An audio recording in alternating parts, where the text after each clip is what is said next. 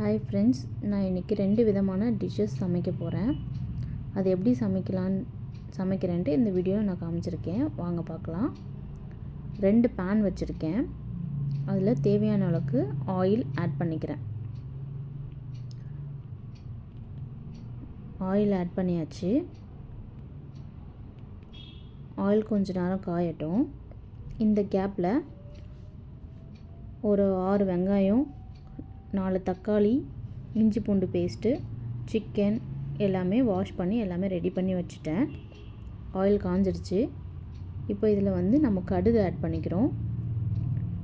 இந்த பேன்லேயும் கடுகு ஆட் பண்ணிக்கிறேன். கடுகு பொரியட்டும். பொரிஞ்சக்கப்புறமா 4 வெங்காயம் இந்த கடாயில் ஆட் பண்ணிக்கிறேன். கட் பண்ணி வச்சதை ஆட் பண்ணியிருக்கேன்.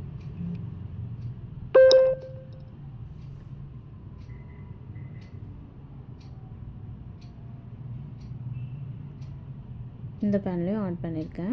2 வெங்காயம், 2 சின்ன வெங்காயம். என்ன டிஷ்ஷு சமைக்க போகிறேன்னா, இந்த பேனில் ஈரல் பெப்பர் ஃப்ரை செய்ய போகிறேன். இந்த பேனில் சிக்கன் தொக்கு செய்ய போகிறேன்.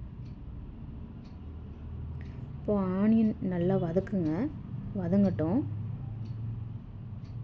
கொஞ்சம் நேரம் வதங்கி கலர் சேஞ்ச் ஆகணும். சேஞ்ச் ஆனதுக்கப்புறமா நம்ம என்னெல்லாம் ஆட் பண்ணுறோன்னு சொல்லிட்டு காமிக்கிறேன்.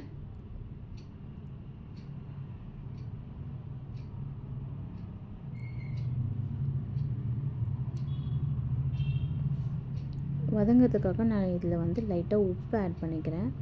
சீக்கிரமாக வதங்கணுன்றதுக்காக 2 கடாயிலும் ஆட் பண்ணியிருக்கேன்.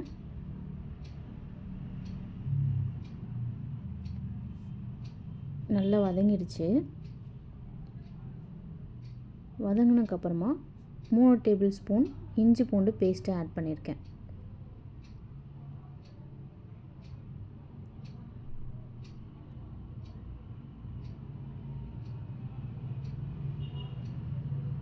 நல்லா வதக்கி விடுங்க. வதக்கி விட்டு நல்லா அந்த பச்சை ஸ்மெல்லெல்லாம் போகட்டும்.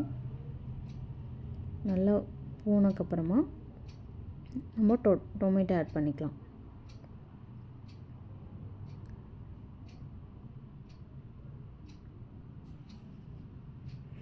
இந்த பேனில் ஒரு 1 டேபிள் ஸ்பூன் இஞ்சி பூண்டு பேஸ்ட்டு ஆட் பண்ண போகிறேன்.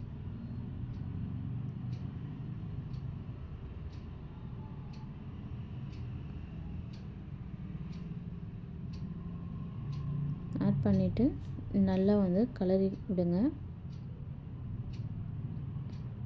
நான் சிக்கனோட லிவர் தான் வாங்கியிருக்கேன். கல்லீரல் சொல்லுவாங்க இல்லையா, அதை தான் வாங்கியிருக்கேன். நல்லா வதங்கிடுச்சு. இந்த ஸ்டேஜில் நான் ஒரு 4 தக்காளி கட் பண்ணி வச்சுருக்கேன். அதை ஆட் பண்ணிக்கிறேன். சிக்கன் தொக்கு செஞ்சேன்னா அதுக்கு தொக்கு நிறைய வேணும் இல்லையா, அதுக்காக தான் நான் இவ்வளோ ஆட் பண்ணுறேன்.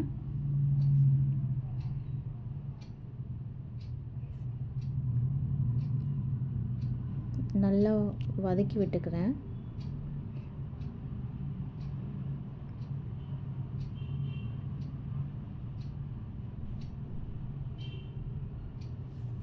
இதில் ஒரு தக்காளி சேர்த்துருக்கேன்.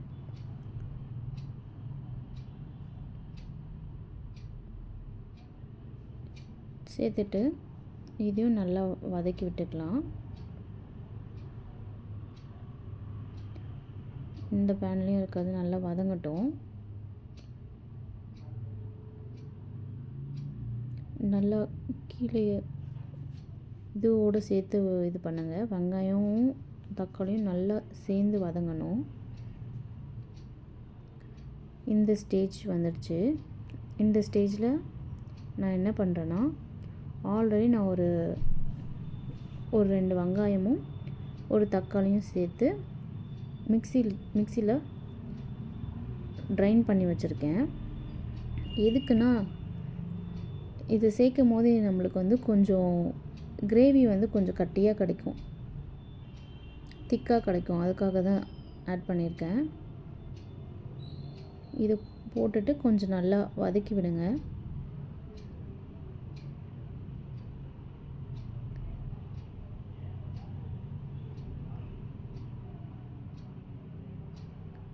நல்லா வதங்கினதுக்கப்புறமா நம்ம என்னென்ன இன்க்ரீடியன்ட்ஸ் ஆட் பண்ணுறேன்னு சொல்லிட்டு காமிக்கிறேன். அதே மாதிரி இந்த பேன்லேயும் அந்த வெங்காயமும் தக்காளியும் அரைச்சி வச்சுருக்கேன் இல்லையா மிக்சியில், அதை வந்து இதுலேயும் ஆட் பண்ணிக்கிறேன். இந்த பேன்லேயும்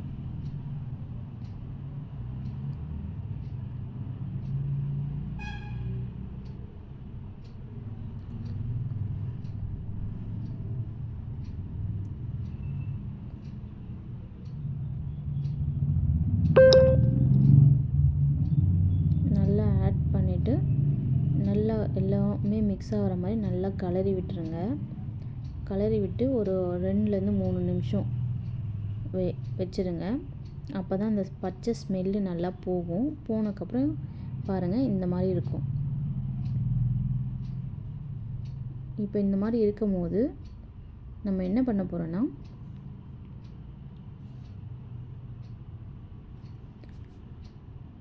சிக்கனை ஆட் பண்ண போகிறோம். இதுவும் இந்த பேனில் இருக்கிறதும் பாருங்கள். இப்போ இதில் ஈரல் ஆட் பண்ணிக்கிறேன். உங்களுக்கு தெரியுதா கல்லீரல்? ஈரல் ஆட் பண்ணிவிட்டு நல்லா ஃபுல்லாக ஒரு பெரட்டிக்கோங்க. தக்காளி வெங்காயம் அந்த ஈரலோடு சேர்த்து நல்லா ஒரு கலரி விட்டுருங்க. இந்த கிரேவியோடு நல்லா மிக்ஸ் ஆகணும்.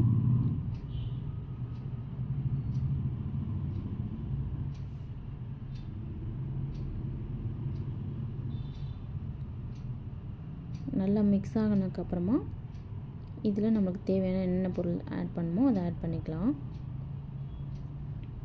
இந்த பக்கம் இருக்க பேனில் நான் சிக்கனை ஆட் பண்ண போகிறேன். இன்றைக்கி நான் வந்து 1/2 kg சிக்கன் எடுத்திருக்கேன். அதுதான் இதில் ஆட் பண்ண போகிறேன்.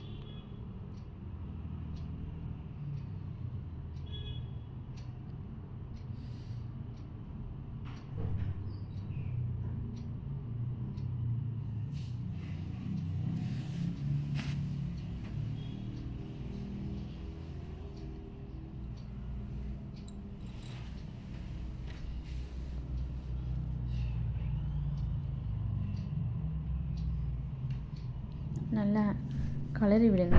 சிக்கனும் அந்த வெங்காயம் வதக்கி வச்சுருக்கோம் இல்லையா, தக்காளி வெங்காயத்துக்கூட நல்லா வந்து ஒரு பெரட்டி விடுங்க. நல்லா ரெண்டும் மிக்ஸ் ஆகட்டும். மிக்ஸ் ஆகி ஒரு 2 to 3 minutes வந்து அப்படியே இருக்கட்டும். இப்போ பாருங்கள், உங்களுக்கு தெரியுதா? இந்த ஸ்டேஜில் நான் வந்துட்டு உப்பு, தேவையான அளவுக்கு உப்பு,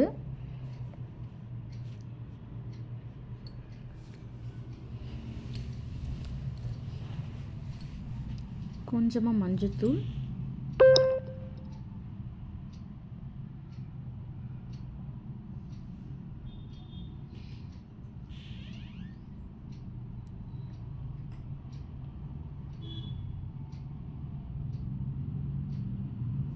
அதுக்கப்புறமா பெப்பர் மட்டும்தான் நான் காரத்துக்கு ஆட் பண்ணியிருக்கேன். வேறு எதுவும் ஆட் பண்ணலை. நான் ஆல்ரெடி சொன்னேன் ஈரல் பெப்பர் ஃப்ரைன்னு தான் சொன்னேன், அதனால் பெப்பர் மட்டும் ஆட் பண்ணியிருக்கேன். உங்களுக்கு எவ்வளோ வேணுமோ அதை ஆட் பண்ணிக்கோங்க. எதுக்கு பெப்பர்னால் இப்போ நம்மளுக்கு சளி அந்த மாதிரி இருக்குதுன்னா அதெல்லாம் இருந்தாலும் போயிடும். சளியும் சீக்கிரமாக நம்மளுக்கு வராது, அஃபெக்ட் ஆகாது. அதுக்காக நான் யூஸ் பண்ணியிருக்கேன். நார்மலாக நான் எல்லா இதுலேயுமே பெப்பர், இஞ்சி பூண்டு அதெல்லாமே நான் நிறைய யூஸ் பண்ணுவேன். இதுக்கப்புறம் கொஞ்சமாக வாட்டர் ஆட் பண்ணிக்கோங்க. ஆட் பண்ணிவிட்டு நல்லா கலந்து விட்டுட்டு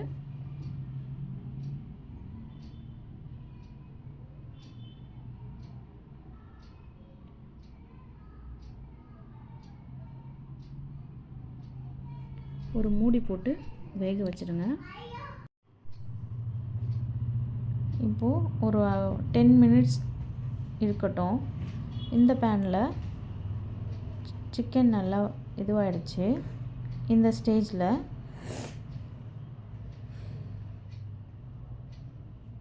தேவையான அளவுக்கு உப்பு, மஞ்சத்தூள்,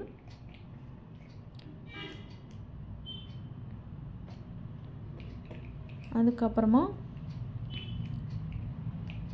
உப்பு, வீட்டு மிளகாத்தூள் தான் ஆட் பண்ணியிருக்கேன், வீட்டில் அரைச்சது.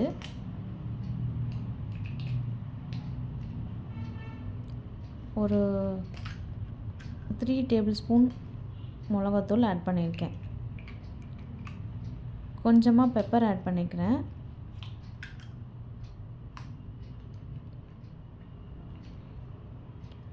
எல்லாத்தையும் ஆட் பண்ணிவிட்டு நல்லா ஒரு கலரிட்டு மீடியம் ஃப்ளேமில் வச்சுடுங்க.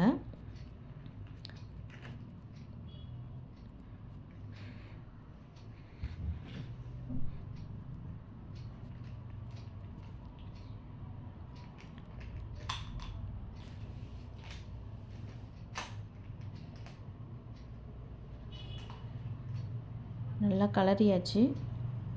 கலர்னதுக்கப்புறமா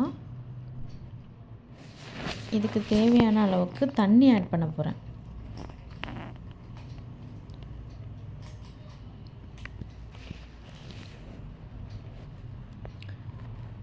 தண்ணி ஆட் பண்ணிக்கோங்க. நல்லா வேகட்டும். சிக்கன் நல்லா வெந்தக்கப்புறமா அதுக்கப்புறம் நம்ம வந்து கிரேவி வேணுங்க கிரேவி மாதிரி யூஸ் பண்ணிக்கலாம். தொக்கு மாதிரி எனக்கு வந்து செமி கிரேவி வேணுன்னா செமி கிரேவியாக வச்சுக்கலாம்.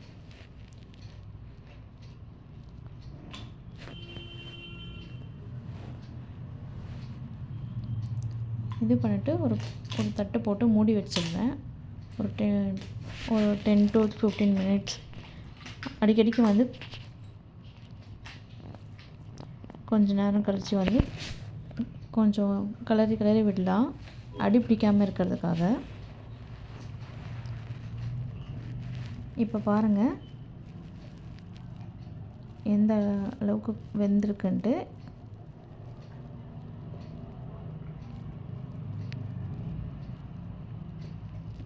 நல்ல ஒரு கலருங்க.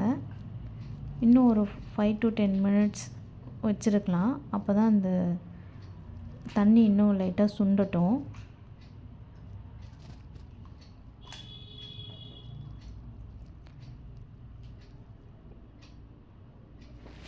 இந்த ஸ்டேஜில் கொஞ்சமாக கொத்தமல்லி, கருவேப்பிலை இதெல்லாம் நான் ஆட் பண்ணிக்கிறேன்.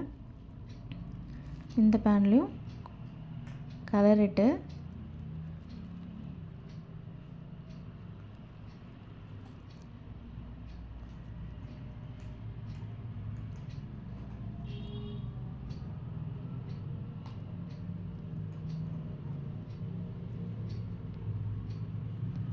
கொத்தமல்லி, கருவேப்பிலை ஆட் பண்ணிவிட்டு இன்னும் கொஞ்சம் நேரம் வேகட்டும். வெந்தக்கப்புறமா எப்படி இருக்குன்னு நான் காட்டுறேன்.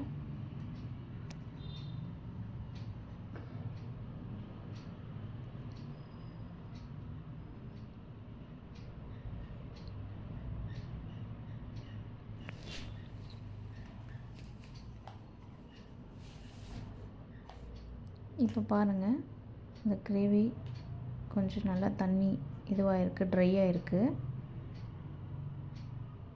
உங்களுக்கு வேணும்னா இன்னும் கொஞ்சம் இதுவாக ட்ரை பண்ணிக்கோங்க. எனக்கு இது போதும்.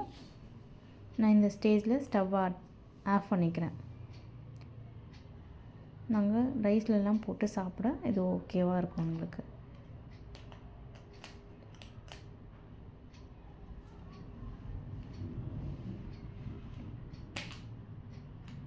ஈரல் பெப்பர் ஃப்ரை ரெடி ஆயிடுச்சு. தெரியுதுங்களா? மாதிரி சிக்கன் கிரேவி